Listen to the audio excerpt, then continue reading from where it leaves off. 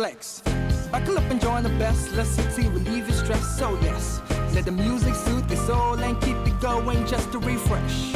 Buckle and enjoy the ride from 2 to the half of the 5. Mondays to Fridays happening live. Where we gon' have a ball, you can text your guys. Let me tell you what you really gotta do. You can count on us, we come through. We got everything you need, that's true. Are you ready for the traffic avenue? Let me tell you what you really gotta do. You can count on us, we come through. We got everything you need, that's true. An applause for the traffic avenue. Traffic Avenue, the show for me and you. Mondays to Fridays, ooh, the Traffic Avenue. Traffic Avenue, the show for me and you. Mondays to Fridays, ooh, Traffic Avenue, oh yeah.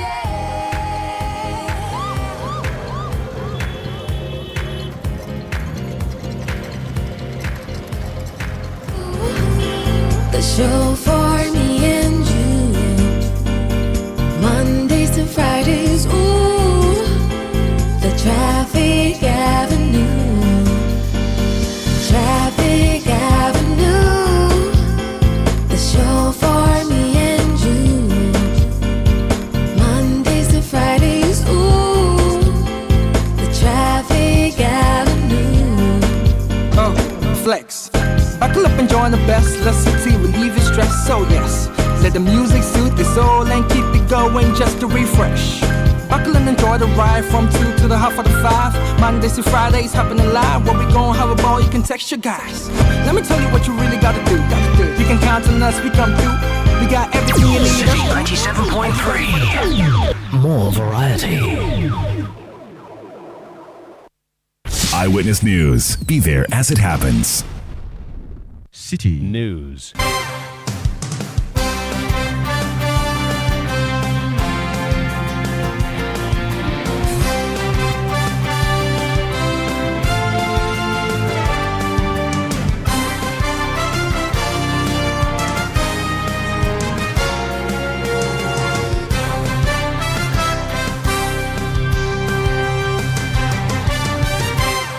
It's 17:30 GMT. This is Eyewitness News on 97.3 Citi FM. I am Umaru Sanda Amado. Tonight, I'm here with Akosia Oche. And coming up over the next 90 minutes.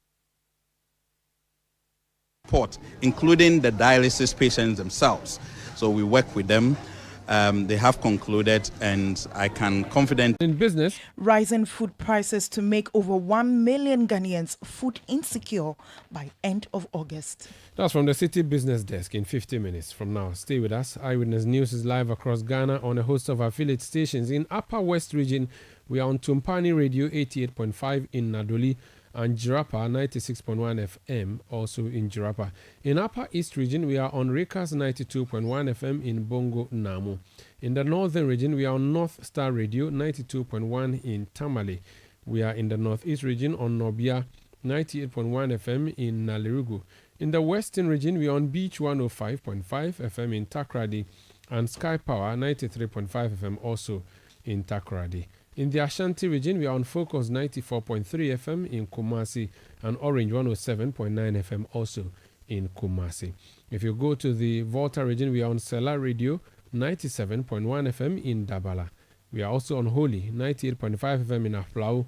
We are in the Savannah region on Kasha 99.5 FM in Damongo. We are on YouTube via CityTube. We are on citynewsroom.com. That's our website. We are on Facebook, search for Citi FM. On Twitter, my hashtag that I receive your messages with is Citi Newsroom. My handle is at Umaru Sanda. Also tweet at Citi973. On WhatsApp, the number is 0549 986 996. 0549 986 996. The show is interactive. Let's know what you think of the big stories that we are bringing you. We start off with dialysis, the cost of treatment for persons who have challenges with their kidneys. Akosia. Well, the Renal Patients Association of Ghana has expressed disappointment regarding the recent increase in dialysis costs, which have surged from 380 cedis to 491 Ghana cedis. Well, this marks the second price hike this year, following a previous increase that the association had also opposed. Major Bafo Kojo Ahinkra, the spokesperson for the association, stressed that this latest rise in costs will severely burden patients. It's going to affect us big time.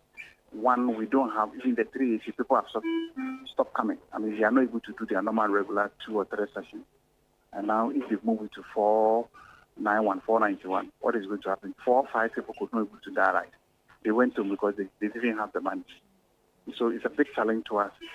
We just don't know what to do now.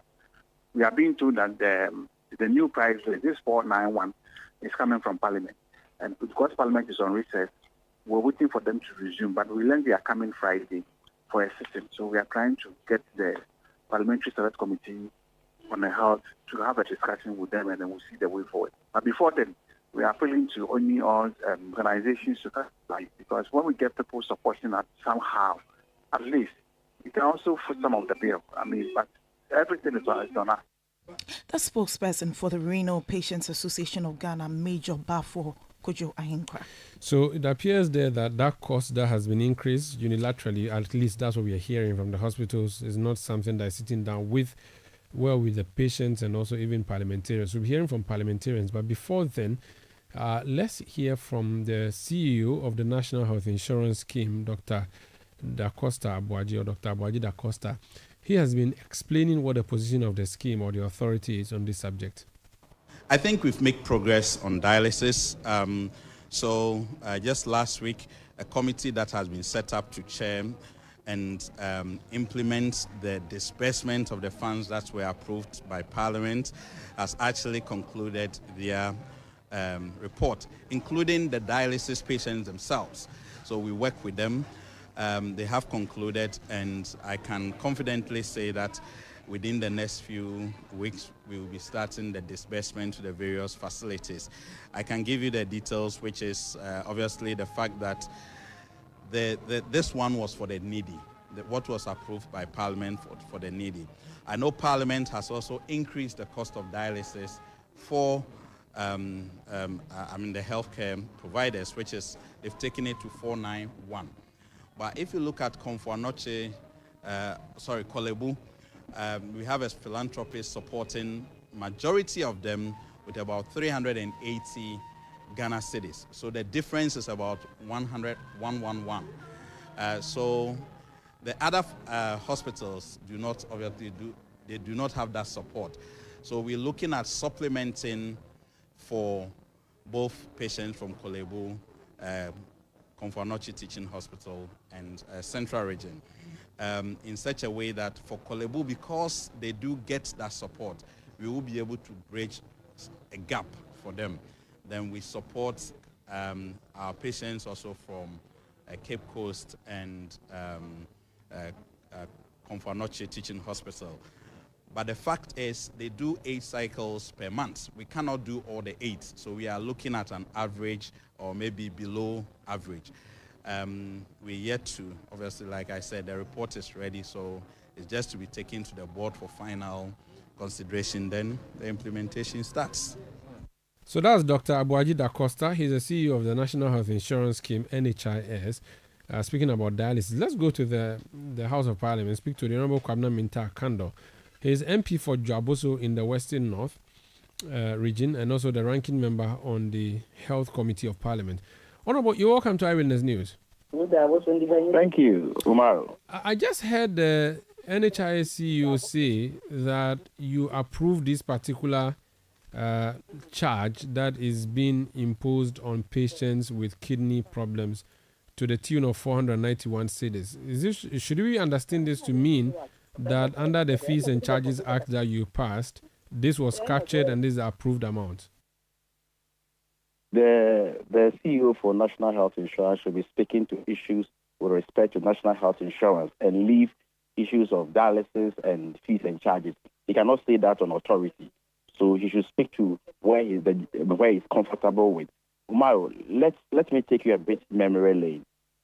if you remember, Kolebu first announced this increment some time back, about almost a year ago. And at the time, they had not even brought the proposal to Parliament. And so we challenged them that it was an illegal thing they did. And that was when I picked that they had submitted some proposals to Parliament. These proposals never came to the Parliamentary Select Committee on Health. It went straight to the Subsidiary Legislation Committee. So I made several statements on the floor of the House. I got a lot of interviews. We stated our position on this, and then engaged the chairman for the Subsidiary Legislation Committee. I engaged him, and he had a similar position that we're not going to agree to any increment. In any case, we're all talking about even reduction of the already charged amount. And so after the proposal, I got in contact with the chairman, in this case, Honorable Ayeni. And Honorable Ayeni was clear with me that, look, we never agreed, they never agreed at the committee level that the cost of dialysis must be increased. What really happened was that the Ministry of Finance must waive all taxes on the reagents for dialysis. So it came to me as a shock when yesterday in the morning, all the media houses were calling me to tell me that, look, this has been increased. I don't get it, And then when you talk about that, they make it look as though it is Parliament that has done some proposals and gone ahead to approve it. Omar, you have worked in Parliament before. These things emanate from the executive. It starts from the institutions, it goes to the mother ministries, they forward it to the Ministry of Finance, and Ministry of Finance will then bring it to Parliament. So if you don't bring anything, what will be approved? If you don't bring any proposal, assuming that Parliament has even considered anything, assuming without admitting that they considered anything of that nature, it emanated from the executive. Meanwhile, Maru, if you recall, the president himself, the presidential advisor on health, the former minister for health, they all made the point that they were looking for a sustainable way of financing dialysis in this country. And even went ahead to say that they were going to look at the National Health Insurance Scheme, if it can be absorbed. So we're all talking about either an intervention or a total absorption. So how come all of a sudden it's been increased? In any case, when the formula came to us, when we start on the National Health Insurance Formula for 2024, no mention, absolutely no mention was made of dialysis money or anything set aside for dialysis. It is the committee that insisted that no way, we must reference something for dialysis. It was our own initiative at the committee level. And we had 2 million Ghana cedis referenced for dialysis. We all know that 2 million will not be enough. And any attempt to push everything on the National Health Insurance has its own consequences, Omaro. So why can't government be that responsible, that sensitive? This is something that if you don't do, you will die. You have no other option. But is it NHIS government by extension? Omaro, NHIS by the law, there is clear distinction between the National Health Insurance money and what goes into the consolidated fund. There are clear distinctions. You and I, our money, it's a special purpose vehicle. That is different from what goes into the consolidated fund. But what if they have capacity? NHIS has capacity. They don't have. No. I sit on the committee and I'm a ranking member and I'm speaking to you from this point. So don't challenge me. They don't have that capacity. Look, in any attempt to pile more on the National Health Insurance Scheme, we have ourselves to be blamed. And this is a critical condition that they cannot afford to say that there has been delays in claims payment. We cannot afford to get to that point when it comes to dialysis. Okay? So we must also, and this is not the only African country that will be, absorbing the cost of dialysis in its jurisdiction. So sometimes you don't see what they think. This government don't, because they can afford the home machines in their houses, they can afford the most expensive hospitals in the world. They don't care about Ghanaians. Ghanaians can go to hell, they can go and die. How can you live in a country like that, Romero? Okay, so let me get a few things clear. Point one, you want government to deal with the issue of dialysis, as in support dialysis patients, but you don't want government to go through the NHIS for doing that. Is that correct? We can do a 50-50 issue. We can look at it, then we'll look at it well, say, okay, National Health Insurance, just like the buses. So National Health Insurance, the the counterpart funding, the National Health Insurance paying some kind of counterpart funding, but they don't take it all. So what can happen is, okay, let's look at the cost. National Health Insurance can do 50% of it. Let's look at another place. In any case, we are digging big holes and spending big money on ordinary holes. Why can't we raise money to save life? But if we decide that, everything, let's go, let's pilot on National Health Insurance, well, it's for all of us. But you should never say, I didn't warn you. We must have the money. We must raise the money. We must. We are paying what you call a COVID levy. What do you use that COVID levy for? Can't we think? Sometimes it's quite emotional to be talking about some of these issues. And since yesterday, if I should tell the number of calls I have received from patients, renal patients, you'll be surprised. No matter, you'll be surprised to know the kind of people who are going through this. People who have served this country at various levels. You'll be surprised to hear some of the names. What kind of country are we living in? Okay. Now, another thing I just want to be sure, emphatically, you're saying to us tonight that the claim that Parliament approved as part of the Fees and Services Charge Act, 491 cedis for the cost of treating dialysis, you have not approved that as a House. Per my information from the Substitute Legislation Chairman, that is false. I indicated to you earlier that it never came to the Health Committee. And the normal circumstances, we have deliberated on it at the Health Committee before the Substitute Legislation Committee. But, the Kolebu announced the fees and started charging it, if you could recall, the initial stages. So that is when I got a hint that they had made that proposal, and I contacted the chairman, and we had a similar position. And after the consideration of those proposals, we also got, and as early as let's say, yes, as late as yesterday, I spoke to the chairman, and he reaffirmed that same position. That they never at the committee level approved an increment. So that is the position. And you see, Omaro, in the presentation and in the media domain, if you don't understand the parliamentary procedure, it's as though it is Parliament that has determined the price to be paid. But that is not the procedure, Omaro, These things emanate from the executive. It is the same executive commission us that we are looking for interventions. We are looking to absorb the cost. Why are you bringing proposals for approval? If you don't bring proposals, where would the approval come from? Very well. Let's leave it here. Thank you so much. I'm most grateful. That's Honorable Kwabena Minta-Kando. He's MP for Dwaboso and also the ranking member on the Health Committee of Parliament. This is Eyewitness News on 97.3 Citi FM. The conversation is on the cost of treating dialysis. We've heard from the MP there, who is the cost of treating dialysis and the new price that has been given. In fact, let me just quickly play for you a voice summary. Okay, I actually have Dr. Abuaji Da Costa on the line. He's the CEO of the National Health Insurance Scheme. Doc, you're welcome to Eyewitness News. Thank you, Omaru.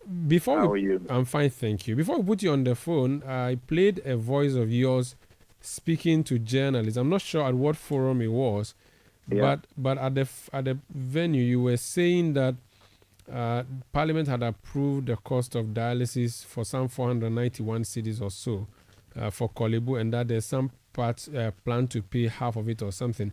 Can you clarify what you were saying in that soundbite, please? Okay, thank you so much. I think, so we have been having series of meetings with stakeholders in trying to see what interventions we can actually bring on board in terms of helping our dialysis patients. So we have the dialysis spokesperson who is a member of this committee.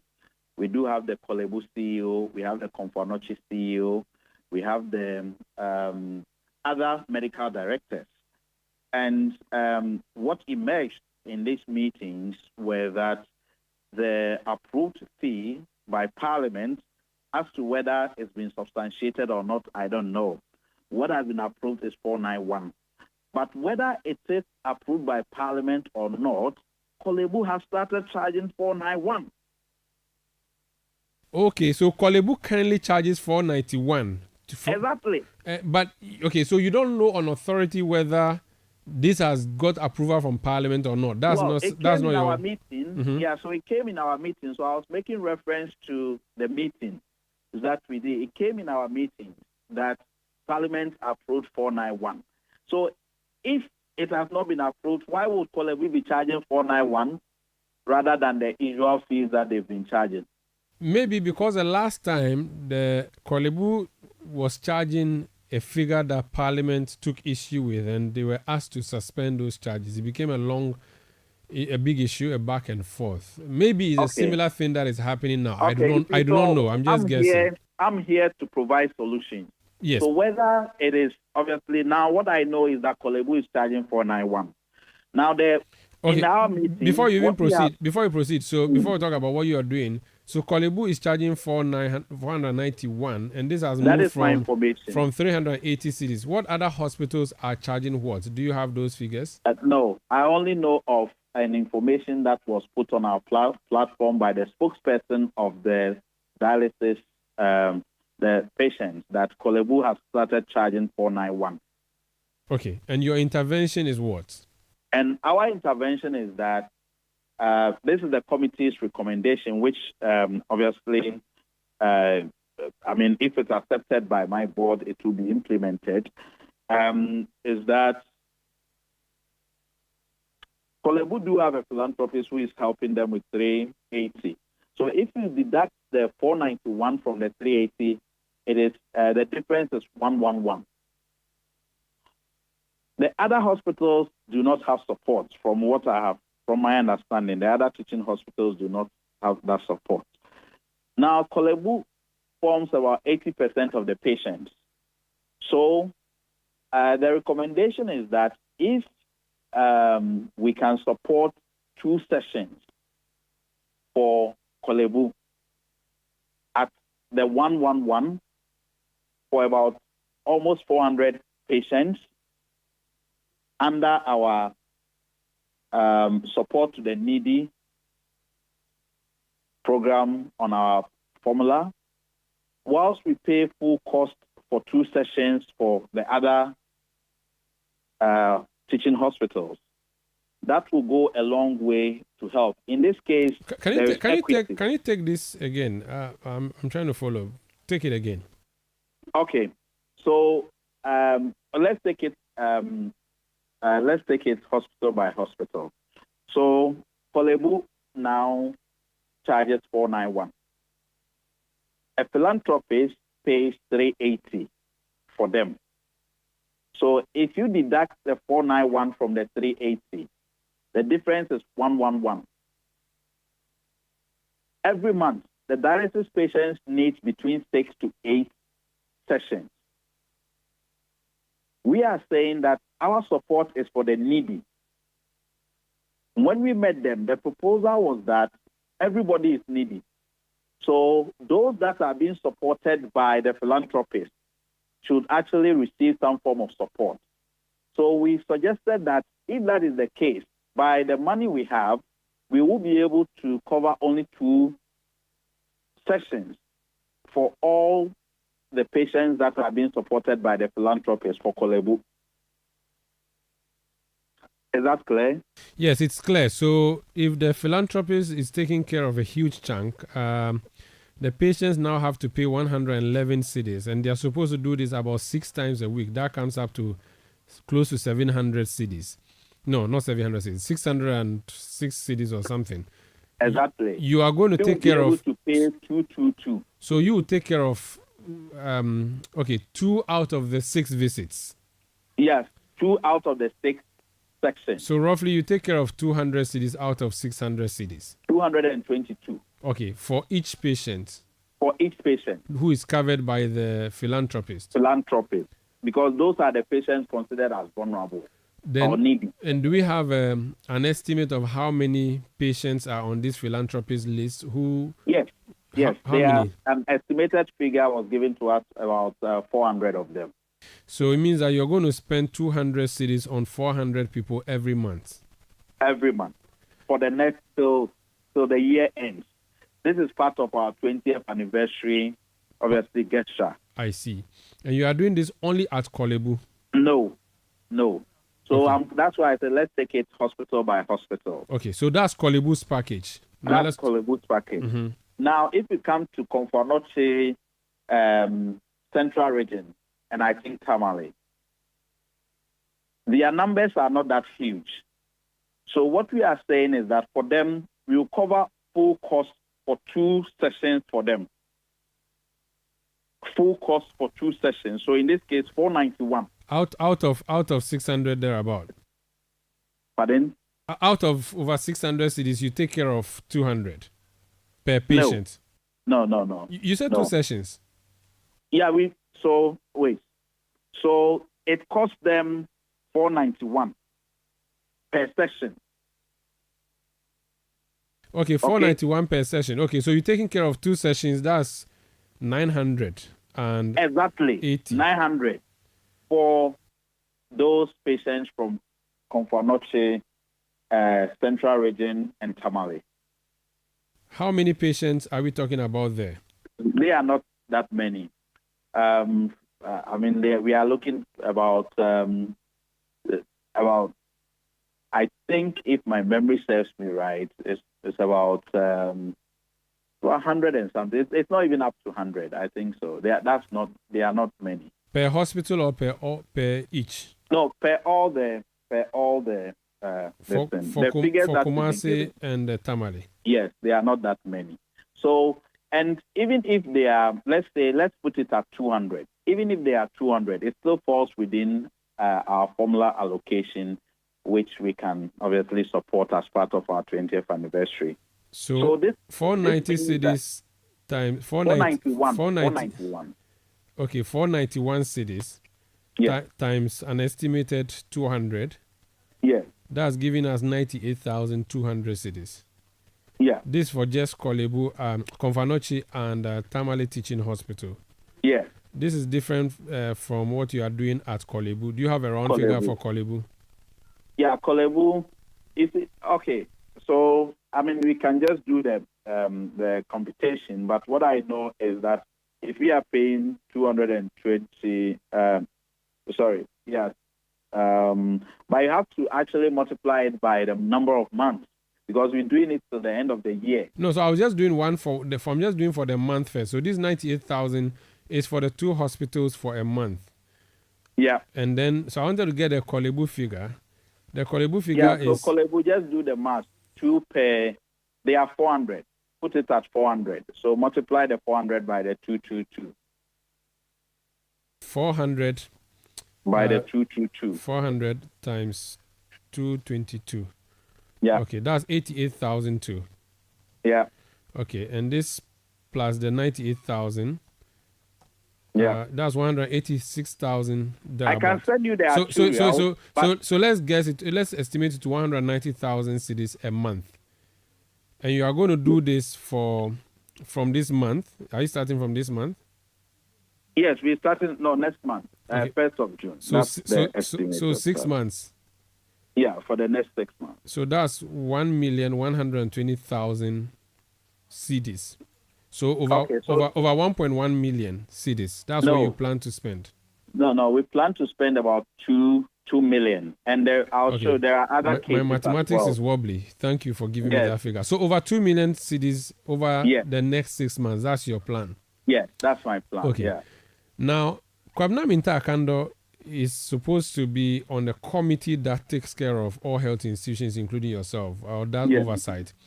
He says that you do not have the financial capacity to do that, and that if you dare do this, you are going to collapse. And he's corroborating a statement that was made earlier by somebody who used to work in your scheme, Dr. Gingong. He says NHIS may collapse if it covers dialysis treatment. This was a story from CitiNewsroom.com, October last year.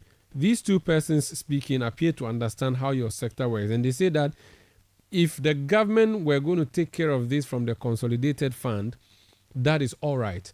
But to the extent that it is being pushed to NHIS, they worry that you are going to collapse. What's your response to that?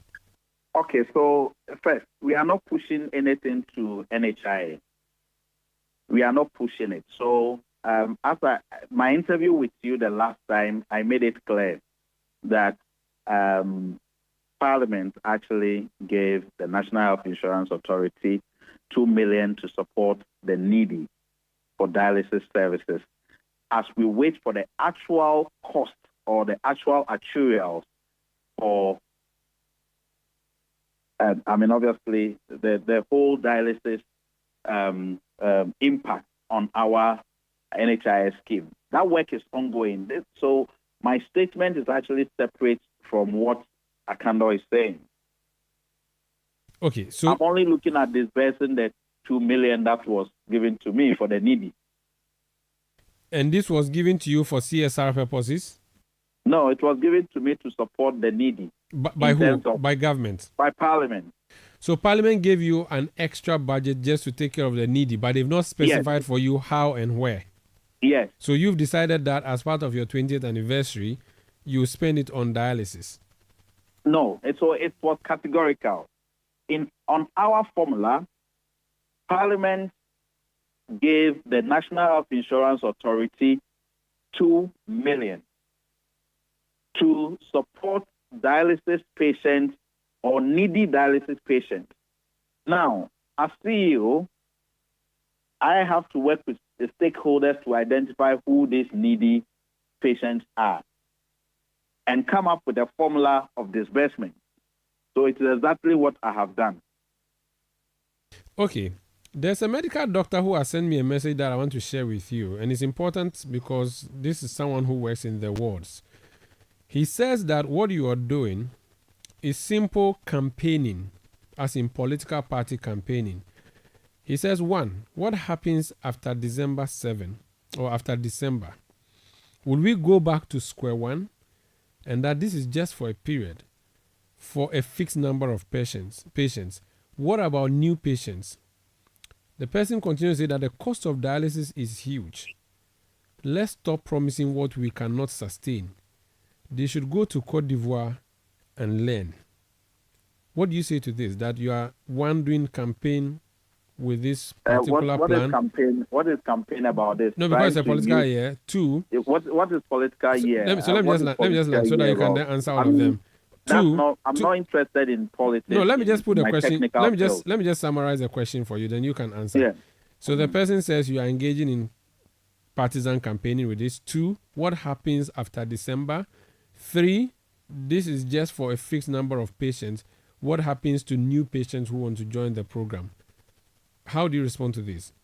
Okay, so I would say that for the new patients, actually, they've also been covered. They've been captured under the package that we did under the $2 million. But what I will say is that I'm not interested in engaging in any partisan politics on this, because at the end of the day, if it's my sister or my brother or my younger friend who is suffering for this, and I'm in a position to help, I will not think politics. And you see, and this is a problem we have in this country. Everything has been colorized into political partisan connotation. For me, Parliament actually asked me to support the needy by the amount of money I have. And that is exactly, so I'm just looking to disbursing that money without any political lens to this. Very well. Thank you. But before you go, someone sent a message asking if you can support them too. He says that, do you know that even pregnancy test fee has been increased from 15 cedis to 115 cedis at the Kolebu Teaching Hospital? Even the complete test kits do not cost that much. Can NHIS support? I don't know about that. Look at it and then maybe reveal later. Thank you so much for speaking to us. Okay, that's fine. Thank you. That's Dr. Aboaji Da Costa. He's CEO of the National Health Insurance Scheme. This is Eyewitness News on 97.3 Citi FM. We are coming to you from our studios in Adabraka, in Accra. We are also around the globe on citynewsroom.com. We return with more. Please stay. Eyewitness News. Be there as it happens.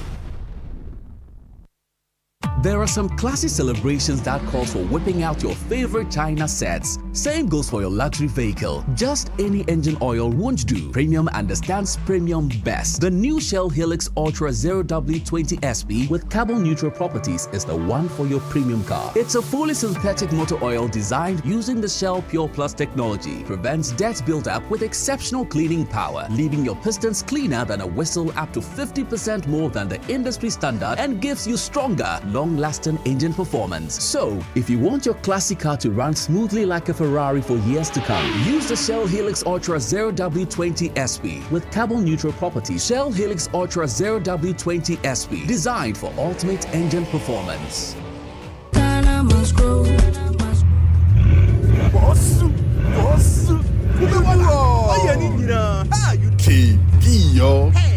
KB, aka Kubeboga, now drives a Bugatti. He can even travel by road from Accra to London. Oh, wow. KB's source of wealth is agriculture. Yes, coconut business. After losing his bank job, he started supplying coconuts at events. Now, he owns large coconut plantations and employs many young people. Charlie, we all need to trust the process, because hope day. There has never been a better time to enter into agribusiness. Take a bold step today with the Ghana Grows program, because every step pays. Ejuma Wokrum, Ghana Grows, Hope Day, an initiative of the MasterCard Foundation in partnership with Springboard Roadshow Foundation and Limehouse.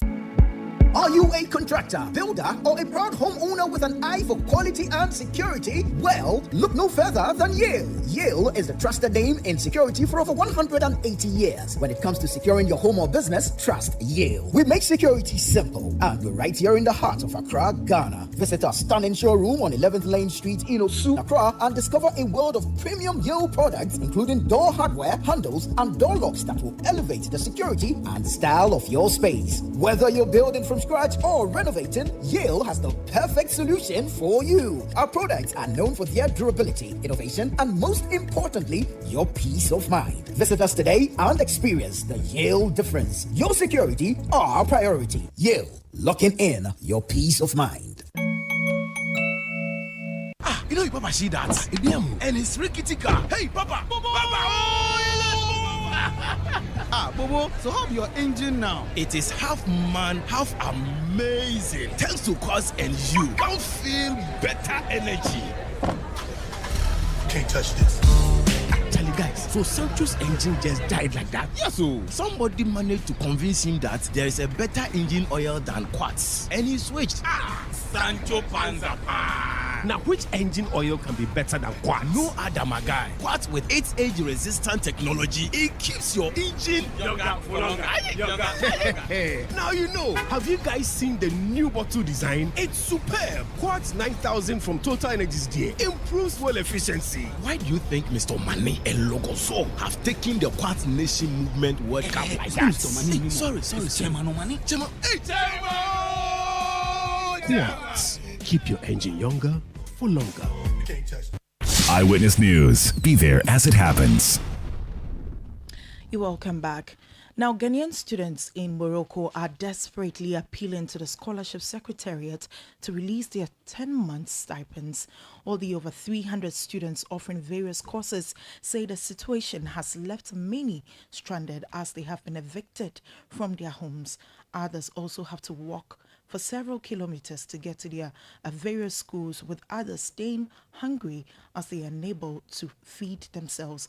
The Sports and Culture Secretary of the Ghanaian students in Morocco, Emmanuel Akon, lays bare the dire situation they face while remaining optimistic that they will achieve their positive results. For us, the executive, whatever we have to do, sending letters to the embassy, to the scholarship secretariat, we've been doing all that. And the response we get back is there's no money.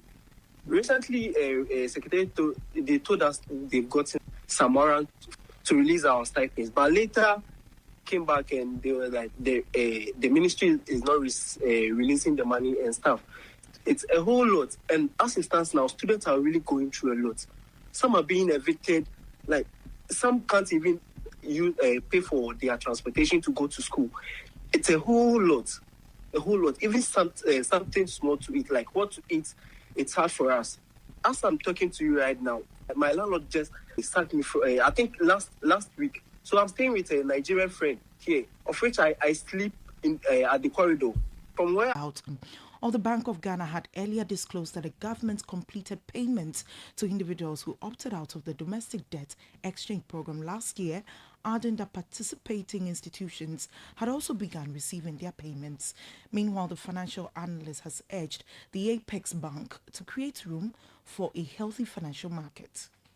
I can confirm that some have been paid. I can't say definitively that all, because I haven't done a scientific search of all, but I can confirm that some have been paid. Those of us who opted in, and they did opt in, is that it's done and dusted. We've gone beyond that now. Whatever, remember that you had to write off some of them expected revenue, because instead of 19, you got 9% weighted average, right? Yeah. So you have to write, and then instead of getting the money in between up to 5 years, you're not getting it. That was Joe Jackson. He's the Director of Operations at Dalex Finance. Now, the Ghana Publishers Association has announced plans to increase the prices of its books by 30 to 40% effective June 2024. Well, this was made known to the general public at a press briefing in Accra by the Ghana Publishers Association on Tuesday, May 14. In his address at the press briefing, the president of the Ghana Publishers, Asari Konedu Amwa, explained that the operational cost of producing books has become unbearable for publishers. So, trouble for you book readers. Which was the last book you read, Akosia? I'm reading History of Elections in Ghana. Oh, okay. Preparing for the elections of 2020. Exactly. Ask me to what am I reading? What are you reading? I know you tell me something about law. Oh, why would I say something about? I'm reading. What was the last book you read? I'm reading Colin Powell. You know Colin Powell? No, please. Okay, Google Colin Powell. We'll talk later. Colin Powell. This Eyewitness News on 97.3 Citi FM. Let's talk about election, which is what Akosia has already focused on. The Electoral Commission has been busy registering Ghanaians who do not have voters cards, or who have never voted before, or who do not have voters cards. The exercise started last Tuesday, and it's going to last for 3 weeks. One of our domestic election observers is the CDD's CODEO. CODEO is a coalition of domestic election observers. The man in charge of CODEO is Albert Ahin. He's joined us on the line for an assessment of the situation so far. Mr. Ahin, you're welcome to Eyewitness News. Hi, good evening, Mr. Sander. I hope you are fine. I'm doing well. How are you too? I'm also good. Great. Good. Tell us about how you've been observing this registration exercise. Because I do know that even though you are election observers, you start from pre-election through to election and post-election, correct? Yeah. So what have you been doing as a coalition so far? Yes, we told you initially that we have been to the field. We sent 86 roving observers, and then I think 84 sedentary ones. Some are in the district offices, some are also in those areas where it was termed as difficult areas. So far, it's been good. Not always smooth anyway, but it's not been too bad. A few times you find a report talking about breakdown of equipment, and then the usual guarantor system and its troubles also is also surfacing. You get a lot of people guaranteeing for, and I think that is where the problem comes from, where it's always people trying to tell them that this is my needs, this is my what. And the guarantor system, you remember the EC initially didn't want it. So it's still, and I'm sure the source of the problem that the EC is having is always coming from this guarantor system, where somebody would say that this is my niece, this is my nephew, and then the others will challenge and so forth and so on. And then the idea of also people passing prospective voters or registrants to the centers. These are the issues that are bringing a lot of problems so far. The guarantor system, the solution would be every Ghanaian having a Ghana card. I believe that's the solution. So to the extent that we do not have... We're going to say something. Oh, no. You go ahead. Yes, I'm saying that to the extent that we do not have Ghana cards for all Ghanaians, it would be really difficult to do away with the guarantor system, it appears. Yes, that is what it seems. You see, if only the parties be sometimes genuine in their declaration of support for these guarantees. Sometimes they use it, the parties use it. So I've always said that I've been witnessing some previous registrations where people move from one station to the other in either pickup or some other means of transport. And everywhere they go, they are like contractors trying to do it for other people. And that is where usually the problem comes in. Yes. The other issue is the busing that you talked about. Again, that one too, the problem is because the EC has not decentralized their registration, and so the political parties who are the ultimate beneficiaries of the registration have decided to bus people in turns and send them to the registration centers. So the solution again would be decentralizing, but the Electoral Commission argues that this is a limited registration which will not require decentralization. I don't know what you have to say about that. Yeah, that is very true. You see, the busing, you know why the busing, always is a problem? It's because, for example, if there are two adjacent constituencies and somebody in the previous election, for example, maybe was beaten with about, say, 100 votes or 200 votes, the one that was down will make sure next time he gets people to come and offset what happened the last time. So they will try all means to bring people who are closer in the constituencies that are close to where maybe either he lost by 200 votes or he won by a very small margin to top it. And that is why, these things have been happening. They bust to beef up so that next time when the voting comes, then it will be fine. And then the other people too will not sit down, unconcerned. They will try to protest. And that is why we are having all these petty squabbles, occurring at the center. Finally, you've been monitoring elections, I believe, since 92 or maybe prior to 92. Yet, as of 2024, we still have violence erupting at registration centers. This is supposed to have been an otherwise very peaceful exercise where a young person who's turned 18 shows up, shows their documents, and they are issued a card. And yet we are seeing this violence to the extent that police have been busy arresting people, including a member of parliament. What do you think can be done to prevent this in the future so that in 2028 when we are registering, we shouldn't be reporting of violence? Yeah.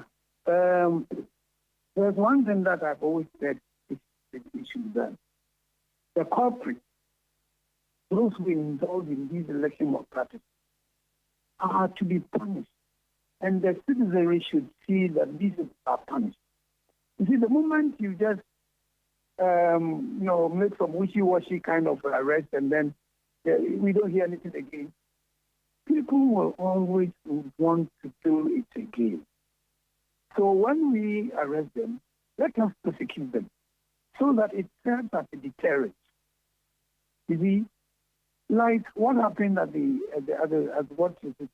last by-election, where somebody, for example, gave money and so forth and so on. And now we need to let people know that these things are wrong and they ought to be punished. You see, if we don't punish, people will think that it is after all something that everybody can do. And they will go on committing these same mistakes.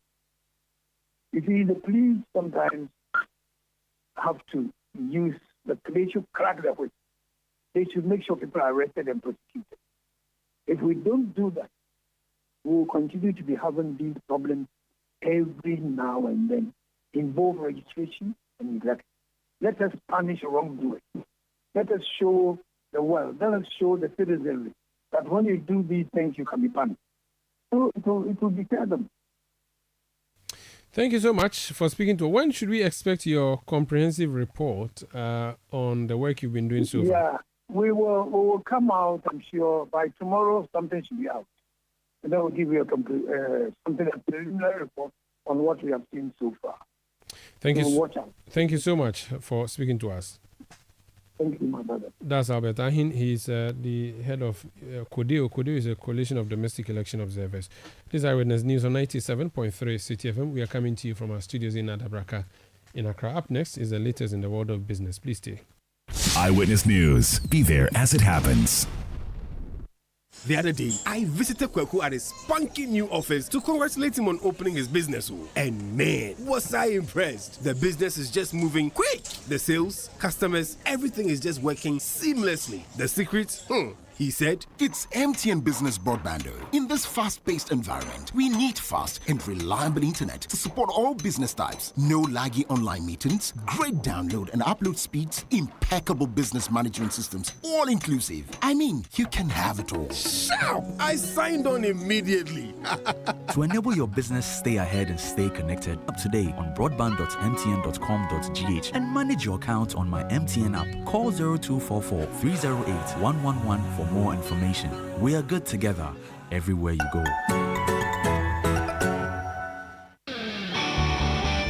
In a world where only the best survives, you need a fuel that can match your drive. A fuel with unparalleled protection for your engine, superior efficiency, and unrivaled performance. A fuel so unbeatable, when you get behind the wheel, you'll focus on what really matters. The journey ahead. That fuel is Shell V-Power, because no other fuel gives your engine better protection, better efficiency, and better performance. Be unbeatable. Drive unbeatable. Shell V-Power. Shell, go well.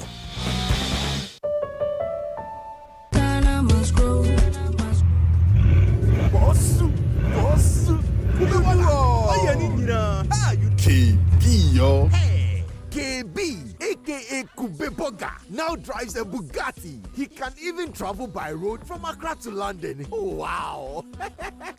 KB's source of wealth is agriculture. Yes, coconut business. After losing his bank job, he started supplying coconuts at events. Now, he owns large coconut plantations and employs many young people. Charlie, we all need to trust the process, because hope days. There has never been a better time to enter into agribusiness. Take a bold step today with the Ghana Grows program, because every step pays. Ejuma Wokrum, Ghana Grows, Hope Day, an initiative of the MasterCard Foundation in partnership with Springboard Roadshow Foundation and Limehouse. Eyewitness News. Be there as it happens. Get the details.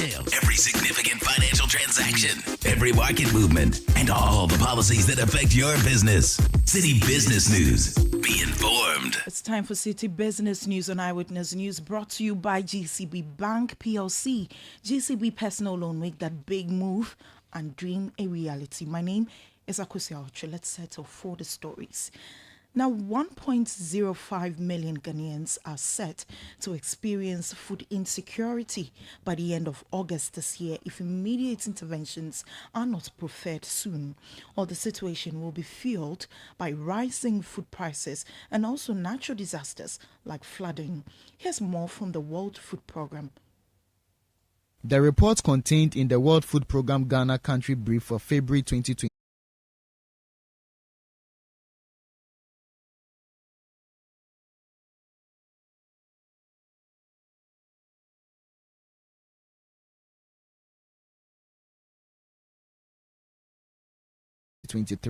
where 1.37 million people were estimated to be food insecure.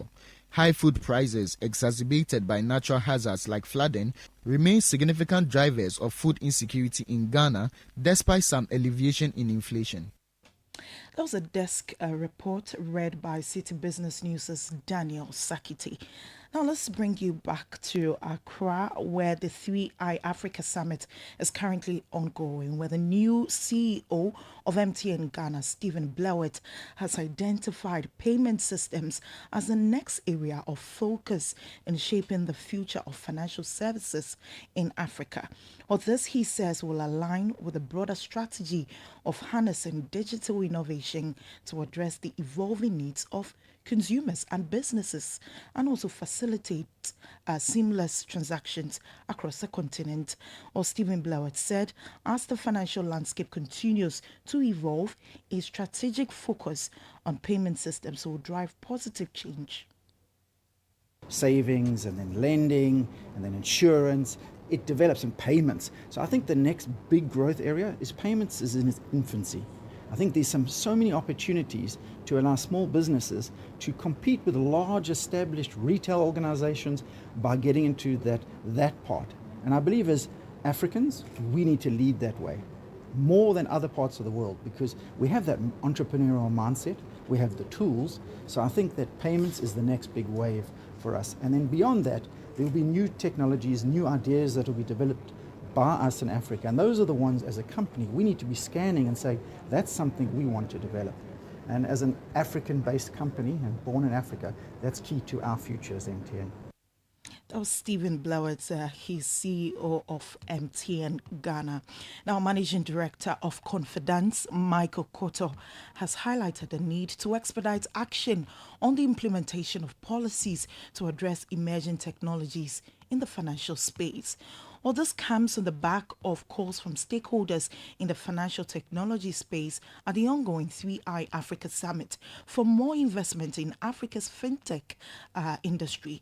Well, according to them, this move will accelerate the rate of development and innovation. Speaking on the sidelines of the summit, Michael Koto explained that the industry's potential largely depends on this issue and the ability for sourcing fine to meet at the crossroads. So participants are expected to benefit from a multimodal forum for policy discussions, international intellectual resource alignment, entrepreneurial pursuits, and also investment networking. Well, that's how we wrap up City Business News on Eyewitness News. The business.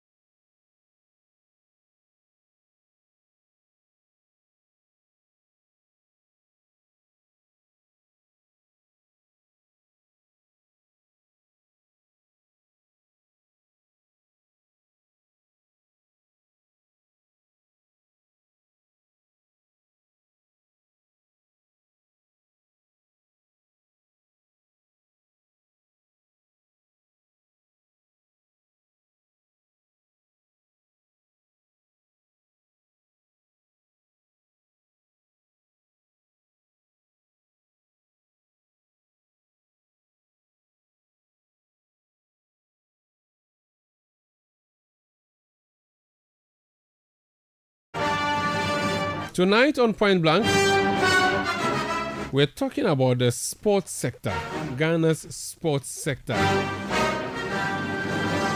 There's an EPL game tonight. We'll be bringing you live commentary. Of course, you do know that we have the right to bring you sports commentary. But before then, we want to take some time and talk about Ghana sports. Mind you, I'm not saying Ghana football, Ghana sports.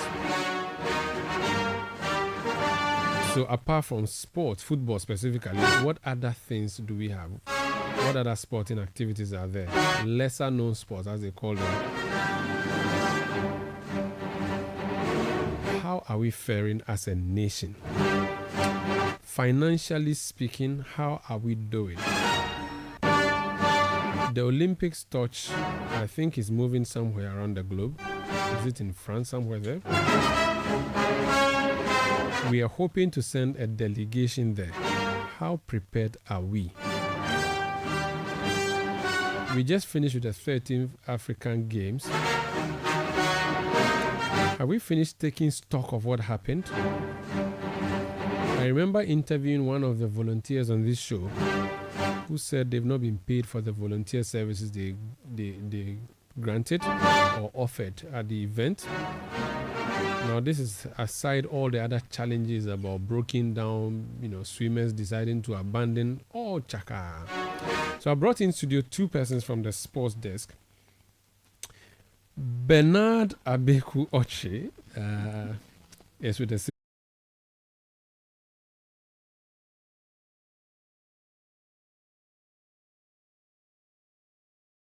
Hi. Can you be on the United side for me, please? Is that microphone for the United? Yes, I think at this point in time, I'm on the United side. Thank you so much. You're such a good brother. At least with this, it's not leaking, so yeah, we'll take it. Wow. I thought we were brothers. We are brothers. What is this? I'm just stating the obvious. I'm just stating the obvious. Manchester United is poor. It is never the most valuable club, or not among the first 5 in the world. No, it was a technical error. What you saw, see the carpenter that came to do that thing, he was wearing a blue shirt. They should have seen from there. I mean, I kept telling them. Kumaru, if United faithfuls understand that this is the situation with the club, and then it will take time, not even in the next 5 years. If it was a certain Sheikh Jassim would say yeah, but for Jim Ratcliffe, he's also invested for money. So it will take a bit of time. He will need to do it by phases. I told my listeners we're talking about Ghana sports. Guys, let's start off. So, first of all, let's do a wrap of the 13th Africa Games. What are the sticking issues from there that have still not been dealt with? Basically, money. Matters that have got to do with money. Payment to volunteers and payment to medalists, Ghanaian medalists. And so Ghana won a record number of medals at the 13th African Games, 69 in all.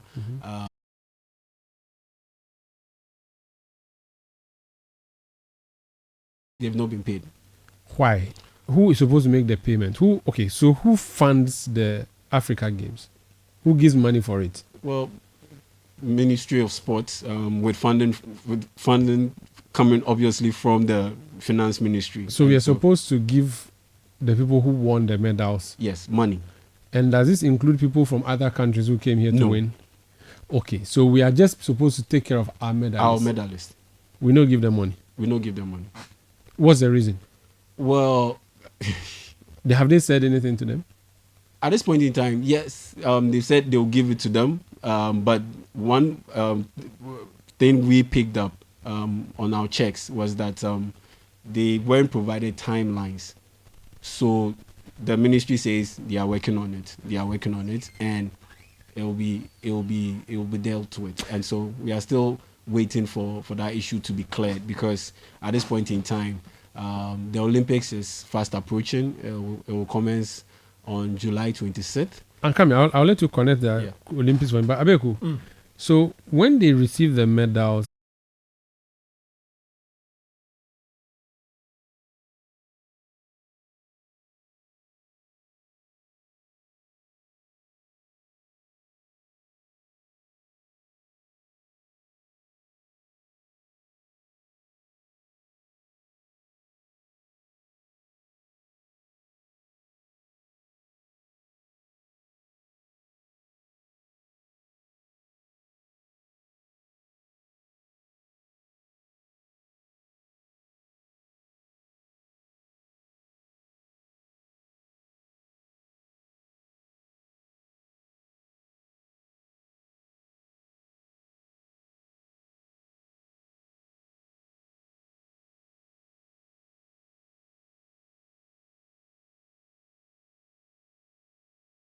So under the federation, like for example, I was at the Accra Sports Stadium on May 9th. Then I met the boxers train. They are looking to have a ticket, to enter into Paris proper, to go and compete in the name of Ghana. But they are under a federation, the Ghana Boxing Federation. But they have individuals who have, say, boxing gyms, who train these athletes, in boxing, to try and polish them. So it's not like the nation is having a national boxing gym where these athletes go there to train and sharpen when they are going for tournament. So these people this money has to be given to them. It has to be given to them. And no tangible explanation has come. No, the only explanation they'll give to you is that we are working on it. So far, that's what we've been able to get. And this is money that is due to athletes who won 19 gold medals for Ghana at the African Games. And at the African Games, Ghana won 19 gold medals, 30 silver medals,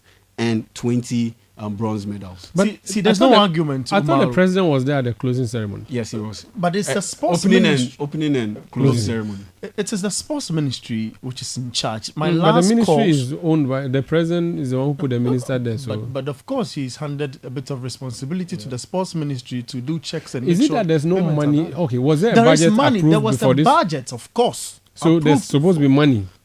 There is supposed to be. They should be paid by now. Because here's the deal. You spent $145 million to build Boteman Sports Complex. You spent $34 million to renovate the University of Ghana Stadium, Queen's Village.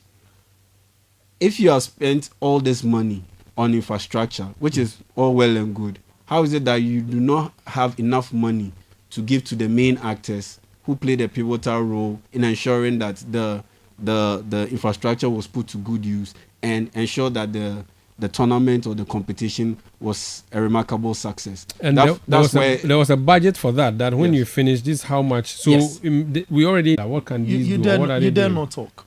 For example, if you are wanting the boxers who won gold, the Samuel Techis, the Mohammed Amadou to be given their monies. Now you had to go to Thailand, to Bangkok to try and qualify, and that's the last qualifying phase for boxers to try and make it to Paris. Would you complain before you go? Because even the monies that you have to be given to aid you to get to Thailand, that one itself is a problem.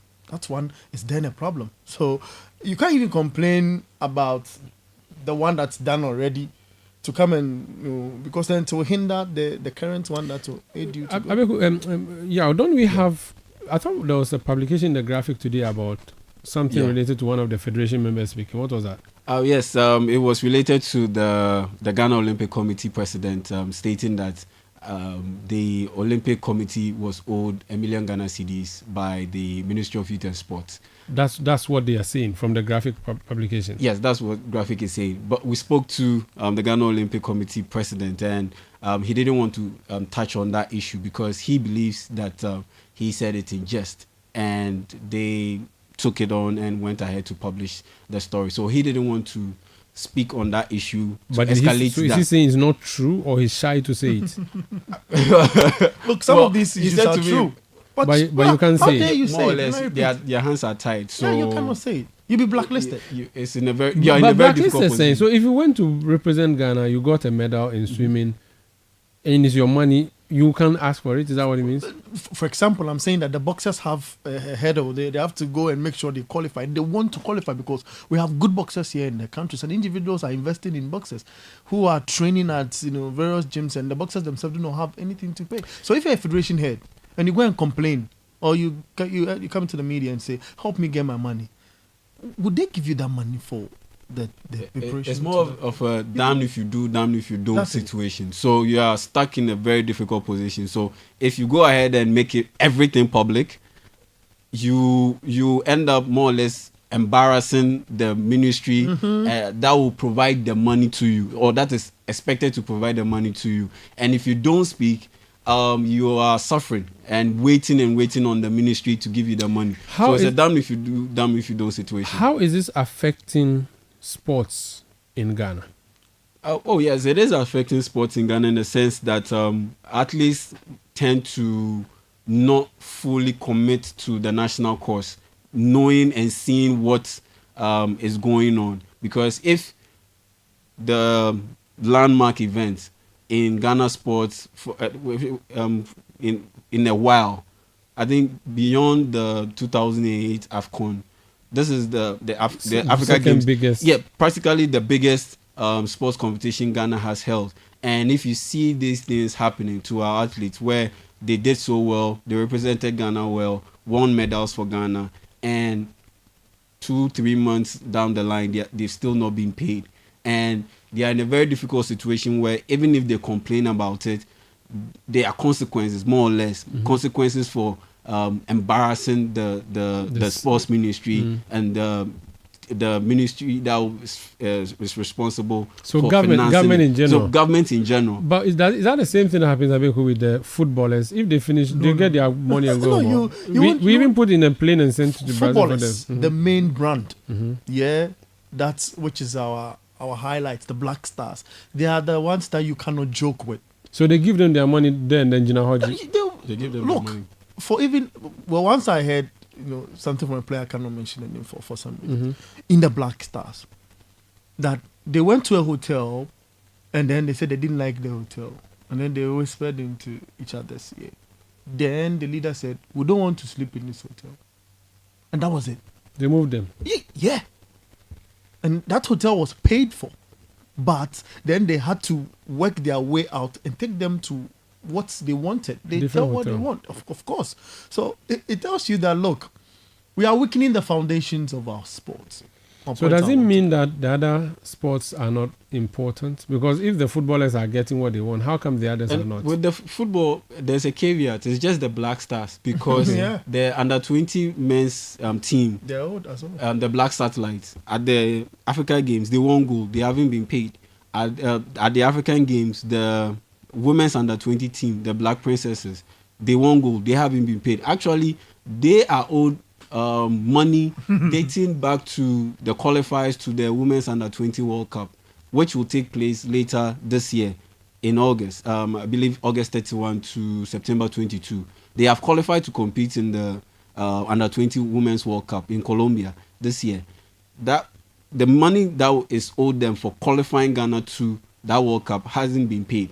Then the money owed them for winning the gold medal at the African Games also hasn't been paid. So it's not just football. The football bit is catered to and catered for. It's just the Black Stars, because the other teams, the junior teams, national football teams, have financial issues. They also haven't been paid, and they are in the same space as those in the track and field, boxing, and judo, swimming, and other sports disciplines. Connect this for me to what's happening in Paris. What's happening in Paris? What's happening in Paris? We are in the final phase of qualification. No, I mean, what's the big event in Paris? The Olympic Games. The Olympic Games, which is the biggest sporting event, multi-sport event in the world. Individual sports event, yes, is the World Cup, Football World Cup. But in terms of the multi-sport event, yes, it is the Olympics. Others like the Commonwealth Games, they fall under the Olympics. So the Olympics is the absolute apex. And it will take place in France, specifically Paris, later this year, from I believe July 26 to August 11. And that's what Ghana is trying to qualify to have as many athletes as possible. So connect this non-payment to that for me. Is there any relationship at all? There's a bit of a relationship, but not too much in terms of our ability to get to the Olympics, because our guys who won gold at the African Games, Joseph Paul Amoah, he won gold in 200 meters. He was part of the men's 4x100 relay team that recently sealed qualification to compete in the Paris Games. So yes, they had some issues, financial issues that bothers them, but they went ahead and they managed to power through and get us to the Olympic Games. These are athletes who are wanting to make names for themselves. The majority of these athletes aren't in the country. They train with, in quotes, proper technical men outside the country, in well-advanced countries. So they are not solely dependent on that $3,000, for example, that's, they want gold for what have you, to want to push themselves to that limit.